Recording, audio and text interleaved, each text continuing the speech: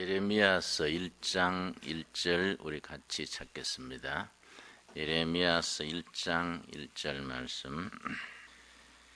베냐민 땅 아나도스의 제사장 중 hil기야의 아들 예레미야의 말이라. 예레미야 선지자는 예루살렘에서 5km 정도 떨어진 아나도시라는 산골 출신입니다. 그 아버지가 제사장입니다. 아버지가 제사장이면은 아들은 그냥 제사장을 승계합니다. 그런데 예레미야는 19살 때 다른 사명을 받았습니다. 2절입니다. 아몬의 아들 유다왕 요시야가 다스린 지 13년 여호와의 말씀이 예레미야에게 임하였고, 요시야 왕 13년 하나님의 말씀이 그에게 선지자가 되라고 임했습니다. 요시야가 다스린 지 13년이 역사상으로는 BC 637년입니다. BC 637년 예레미야에게 하나님의 말씀이 임하면서 그를 예언자로, 선지자로 세우셨습니다. 이스라엘 역사에 세 기능이 갈라져 있습니다. 왕의 기능, 제사장의 기능, 선지자의 기능입니다. 왕이 제사를 드리면은 하나님이 벌하셨습니다. 그걸 잘못해서 벌받은 왕 기억나십니까? 사울 왕입니다. 사울 왕이 사무엘 선지를 기다리다가 조급한 마음에 자기가 제사를 지냈습니다. 그걸로 큰 재난을 당했습니다. 제사장은 하나님께 제사를 집례하고 백성을 가르치고 이런 일을 하는데, 예언자 선지자는 백성들이 나갈 영적 도덕적인 길을 선포하고 하나님의 뜻을 백성들에게 대신 전하는 역할입니다. 그런데 제사장인 예레미야에게 하나님의 뜻을 백성들에게 선포하고 지도자와 백성들이 나갈 길을 선포하는 선지자의 직분을 받게 됐습니다. 그때 예레미야가 19살입니다. 19살 된 예레미야가 BC 637년에 선지자의 사명을 받은 뒤로 예루살렘이 바벨론 군대에 완전히 멸망하는 BC 586년까지 40년 동안의 예레미야가 선지자의 역할을 하면서 선포한 내용이 예레미야서의 내용입니다. 예레미야를 눈물의 선지라 합니다. 혹은 비극의 선지라 그럽니다. 예레미야가 망해가는 조국을 위하여 얼마나 애통했는지를 적어놓은 글이 예레미야 애가입니다. 예레미야서 다음에 나오는 예레미야 애가에는 슬프다 이게 계속 나옵니다. 그 슬프다는 말은 그냥 눈물 나는 정도가 아니고 사랑하는 사람을 잃었을 때에 마음에 떠오르는 그 슬픔, 뼛속 깊이 스며드는 슬픔입니다. 예레미야는 철저한 애국자면서 하나님의 뜻을 그 시대에 대변하는 젊은이였습니다. 바벨론의 예루살렘이 유다가 통째로 망해갈 때에 하나님께서 3명의 청년 일꾼을 세웠습니다. 예루살렘 그 본토에 예레미야를 세우시고 바벨론으로 끌려가서 바벨론 왕궁에서 크게 입신 출세한 다니엘을 세우시고 바벨론 그발 강가 포로 수용소에서 하나님의 말씀을 전한 에스겔, 요 세 가지가 3인조입니다. 같은 시대, 같은 젊은이로서 하나님의 부름받아 자기 역할을 감당했던 세 사람. 예루살렘 본국의 누구라고요? 예레미야. 그 바벨론 왕궁의 누굽니까? 다니엘. 포로 수용소 캠프의 누굽니까? 에스겔. 이 세 사람의 역할과 그 사람들의 사역을 잘 살피면 그 당시를 재현할 수 있게 됩니다. 예레미야는 요시야 왕 때 부름을 받아서 40년을 사역을 하면서 그 기간이 자기 조국이 여호와 하나님 섬기는 성전 제사가 서서히 망해가는 걸 눈으로 보면서 온몸으로 하나님의 뜻을 선포하면서 이러면 안 된다. 이러면 망한다. 큰일 난다. 지금 우리 온 나라가 거들나게 됐다. 망한다. 그러니까 그 당시에 거짓 선지자들이 있습니다. 거짓 선지자들 왕궁의 녹을 먹으면서 왕에게 백성들에게 항상 좋은 얘기만 하는 겁니다. 무슨 소리냐? 예레미야 말로 사꾸라다. 왜 잘 때 가는데 망한다 하느냐? 하나님이 축복하셔서 우리는 잘 될 것이다. 그러니까 왕이나 백성들이 누구 말을 듣기 좋아하겠습니까?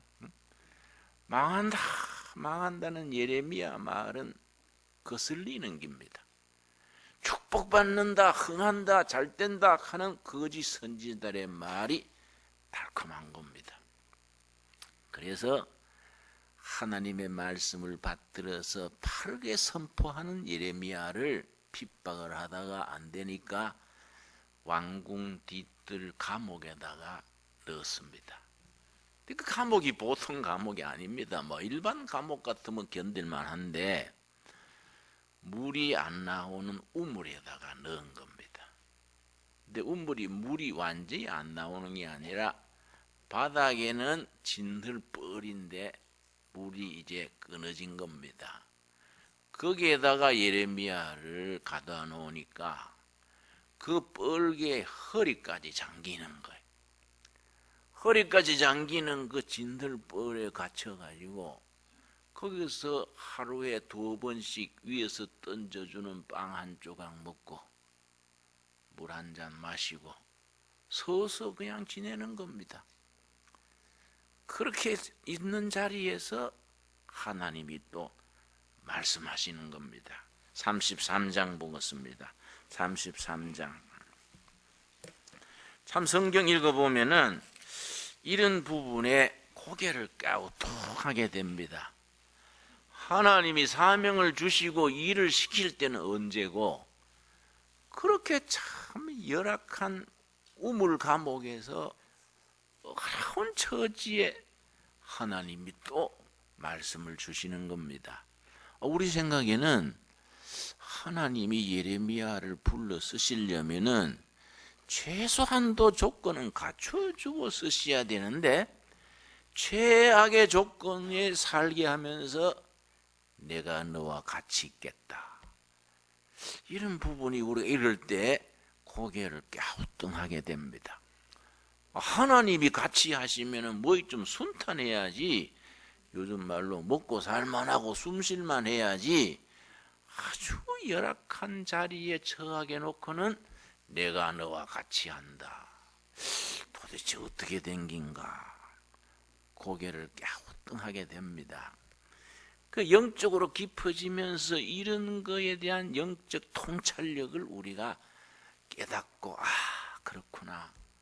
지금 내가 당하는 시련과 어려움도 바로 왕궁 뒤뜰 우물에 갇혀있는 예레미야의 입장이로구나. 감사하다. 이런 영적인 깨달음이 참 중요합니다. 33장 1절. 예레미야가 아직 시위대 뜰에 갇혀 있을 때에 방금 말씀드렸지요.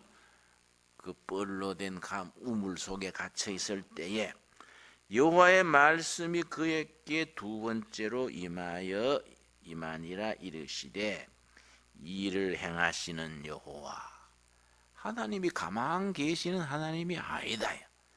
창조하시고 이끌어주시고 역사하시는 액션하시는 하나님, 백성들의 삶의 현장에서 우물 감옥에 갇혀있는 예레미야에게 행동하시는 하나님, 일을 일으키시고 역사하시는 하나님, 일을 행하시는 여호와, 그것을 만들며 성취하시는 여호와, 하나님의 사람을 통해서 그 시대에 하나님의 일을 이루어 가시는 하나님이다.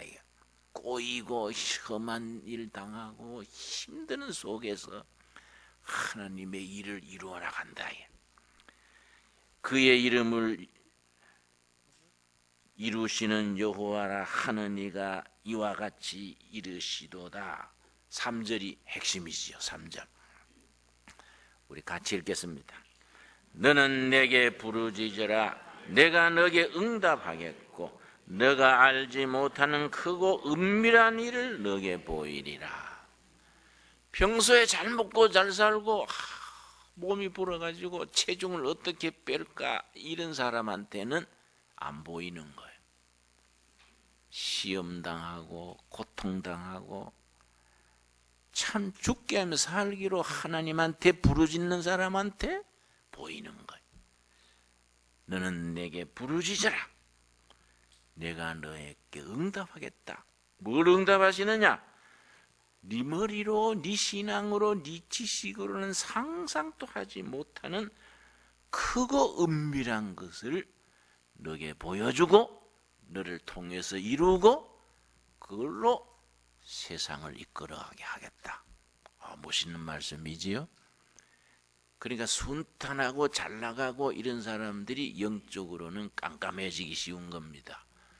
부르짖을 것도 없고 모든 것이 순탄하니까 하나님이 뜻을 모르게 되고 하나님이 어떤 일을 어떻게 이루시는 것을 알지 못하는 거지요. 그래 예레미야 같이 왕궁 뒤뜰 그 뻘 우물에 갇혀서 거기서 하늘만 쳐다보고 있는 그에게 네가 그 자리에서 부르짖어라. 내가 응답하겠다. 뭔 응답이냐? 네는 상상하지 못하는 크고 은밀한 일. 은밀하다는 말은 원래 본 뜻은 우리의 머리와 상상력으로는 닿지 않는 엄청난 일이에요. 우리는 꿈꾸지 못하는 일이 하나님께서 장래의 미래에 보여주시겠다. 그러니까 여러분,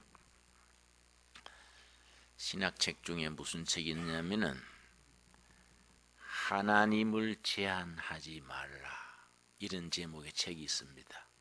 우리나라에도 번역되어 있어요. 하나님을 제한시키지 마라.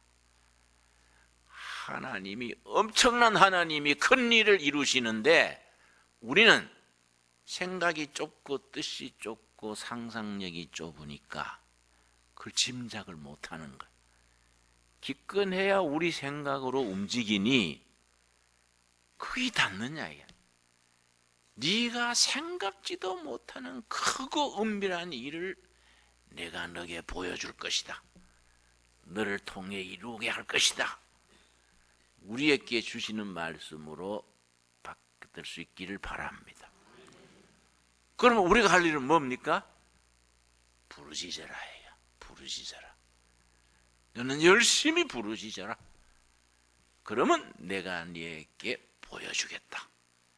네 지식, 너 상상력, 네 사고방식으로는 상상하지도 못하는 큰 일, 은밀한 일을 내가 보여주겠다. 그건 어디서 시작되느냐? 백성을 향한 하나님의 가슴, 하나님의 사랑에서 시작되는 겁니다. 아까 읽은 본문 말씀 31장 20절이지요. 이게 바로 성경 전체 속에서 하나님의 마음을 가장 정확하게, 가장 하나님의 마음에 가깝게 표현하고 있는 본문이 예레미야 31장 20절입니다. 처음에 에브라임은 누구 아들입니까? 요셉의 아들이지요. 요셉의 몇째 아들입니까? 둘째 아들. 성경에 이렇게 자연스럽게 턱턱 나와야 돼요. 응? 요셉의 두 아들이 있는데 므낫세와 에브라임이에요. 므낫세는 과거를 청산한다, 그 의미고, 에브라임은 미래를 향해 뻗어나간다, 이 에브라임입니다. 그러면 성경이 참 그런 면이 굉장히 영적으로 깊습니다. 므낫세와 에브라임 이래 나가야 되지요. 항상 형이 먼저 나와야 되는데 시작할 때는 므낫세와 에브라임인데 성경 중간쯤 와서 시편 넘어서면서 형제 순서가 바뀌는 겁니다. 에브라임, 므낫세. 그 무슨 의미가 있습니까? 과거를 청산하는 것은 므낫세고 미래를 뻗어나가는 것은 에브라임인데, 영적으로 중요한 하나님의 역사는 과거가 아니다, 미래다, 미래. 그래서 형제의 순서가 바뀌는 겁니다. 우리는 너무 과거에 사로잡혀 가지고 잘했니 못했니 아프니 슬프니 하는데 성경 전체 흐르는 영적인 흐름은 아니다. 과거는 십자가 밑에 묻어버리고 에브라임, 미래를 뻗어가는 거다. 그런데 또 예레미야서 와서는 아예 므낫세 형은 빠져버리는 겁니다. 에브라임만 등장하는 겁니다. 이스라엘 백성 전체를 말할 때 에브라임이 나오는 겁니다. 그런데 지금 이스라엘 역사가 예레미야 때는 완전히 망가지고 있는 때거든요. 바벨론 왕에 의해서 완전히 나라가 거들나고 백성들이 완전히 절망해 있을 때인데 예레미야를 통해서 에브라임을 말한 겁니다. 에브라임은 이스라엘 에브라임은 나의 사랑하는 아들, 기뻐하는 자식이다.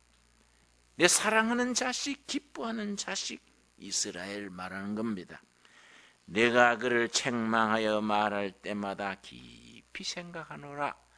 깊이 생각하노라. 줄칩시다. 고민한다. 고민. 내 백성 우상 숭배하고 하나님의 뜻을 거스리는 백성들을 내가 생각하고 꾸지람할 때마다 고민한다. 그래서 어느 정도냐? 그러므로 그를 위하여 내 창자가 들끓으니. 여러분, 우리말에 단장의 고통 있지요? 단장.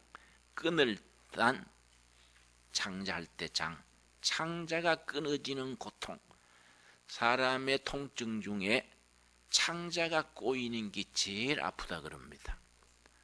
그래서 그걸 뭐라 그럽니까? 환장하네 가죠. 환장은 창자가 순서가 바뀌는 겁니다. 큰 창자, 작은 창, 큰 창자, 작은 창자가 거꾸로 꼬이는 겁니다. 최고의 고통입니다. 하나님께서 우리를 사랑하셔서 얼마나 가슴 아파하는지. 내 사랑하는 자식 같은 이스라엘아, 에브라임아, 이 둘의 교회 교인들아, 내가 너희들이 잘못하고 정신 못 차리고 빗나갈 때 내가 얼마나 고민하는지 아느냐? 창자가 꼬이는 그런 아픔이다. 단장의 고통을 내가 느낀다, 그 말이죠. 창자가 들끓으니 내가 반드시 그를 불쌍히 여기리라. 여호와의 말씀이니라. 하나님께서 우리를 그렇게 극진히 이스라엘을 그렇게 마음 아파하시면서 책망하는 겁니다. 그 책망하면서 하나님이 무슨 기회를 주시느냐? 하나님께서 원하시는 것은 예레미야 3장 13절입니다. 예레미야 3장 13절. 하나님께서 큰 아픔 속에서 딱 한 가지지요. 3장 13절. 13절과 14절이 그렇게 하나님께서 가슴 아파하시면서 창자가 꼬이는 단장의 고통을 겪으면서 이스라엘에게, 에브라임에게 원하시는 거이지요. 오늘 우리들에게도 원하시는 거이지요. 13절, 3장 13절 첫 마디가 뭡니까? 너는 오직 너 죄를 자복하라. 자복해라. 회개해라. 14절 첫 마디가 뭡니까? 여호와의 말씀이니라 패역한 자식들아 돌아오라. 자복해라. 회개하라. 돌아와라. 길은 있다. 길은 있다. 회개하고 돌아오면 길은 있다. 왜 회개하지 아니하고 그렇게 거꾸로만 우상 숭배하고 하나님을 거스리고 그렇게만 나가느냐? 1장 14절에 하나님께서 이스라엘에 대해서 어떻게 채찍으로 책망하시는지가 나옵니다. 1장 14절을 보면은 여호와께서 내게 이르시되 재앙이 북방에서 일어나 이 땅의 모든 주민들에게 부어주리라. 북방에서부터 재앙이 일어나서 온 책망과 재앙이 심판이 가까이 오고 있다. 너희들이 선택할 길은 하나다. 자복해라. 회개하라. 돌아오라. 그러면 내가 너희들에게 길을 준다. 근데 우리가 그게 안 들어오는 거예요. 우리가 그게 가슴에 닿지를 않는 겁니다. 그걸 선포하라고 19살 된 청년 예레미야를 불러서 예레미야를 부르시면서 하나님이 뭐라고 하시느냐? 9절부터 10절이 예레미야서의 키워드라 그럽니다. 열쇠가 되는 말씀.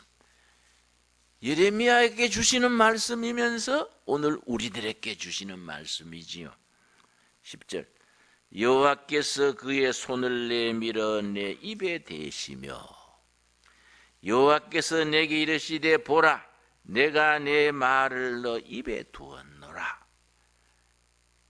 청년 예레미야에게 하나님께서 그 입에 하나님의 살아계신 말씀을 두시면서 그래서 선지자로 세우시면서 무슨 사명을 줬느냐? 10절이죠. 10절 보라 내가 오늘 너를 여러 나라와 여러 왕국 위에 세워 너가 그것들을 뽑고 파괴하며 파멸하고 넘어뜨리며 거기까지 끊어지는 겁니다. 그 다음이 완전히 다른 겁니다. 그 다음 뭐라 그랬지요? 건설하고 심게 하였느니라 하시니라. 그러니까 일단은 우리가 부르짖어야 돼. 무릎 꿇고 부르짖어야 돼. 우리가 열심히 부르짖고 응답받아서 우리 생각, 우리 깜냥으로는 상상하지도 못하는 큰 역사를 우리 교회에서 이 꼴짜기에서 우리 한국교회에서 이루어낼 수 있게 되기를 바랍니다. 그걸 우리가 볼 수 있는 그런 영적인 역사를 이루어내야 돼요. 그런 도구로 우리가 쓰임받아야 된 겁니다. 그래서 하나님께서 예레미야를 통해서 큰 걸 보여주시는데 31장 31절입니다. 31장 31절 여호와의 말씀이니라 보라 날이 이르리니 내가 이스라엘 집과 유다 집에 뭡니까? 새 언약 새로운 언약을 일으키리라. 지금까지 이스라엘 백성들이 불순종하고 우상 숭배하고 이래서 무효가 된 언약은 이거는 구약은 사라진다. 새 언약을 성취하겠다. 새 언약. 그 새 언약은 어디다가 성취하느냐? 33절 그러나 그날 후에 내가 이스라엘 집과 맺을 언약은 이러하니 곧 나의 법을 그들의 어디에 두며 심령 속에. 옛 언약은 어디에 새겼습니까? 모세 십계명 돌판에 새겼다. 옛 언약은 시내산에서 돌판에 두 개 십계명을 세운. 지금 언약은 그게 아니다. 너희들의 마음판에 새긴다. 너희 속에 두며 그들의 마음에 기록하여 부르짖는 사람에게 성령께서 우리 마음판에 새 언약을 기록한다. 나는 그들의 하나님이 되고 그들은 내 백성이 될 것이라. 여호와의 말씀이니라. 이런 말씀이 깊은 영감 속에 우리 심령에 깨우침 있고 결단 있고 부르짖어 응답받고 우리가 생각하지 못하는 크고 놀라운 일을 우리를 통해서 이루어지는 역사에 쓰임받고 참여할 수 있게 되기를 바랍니다. 기도하겠습니다.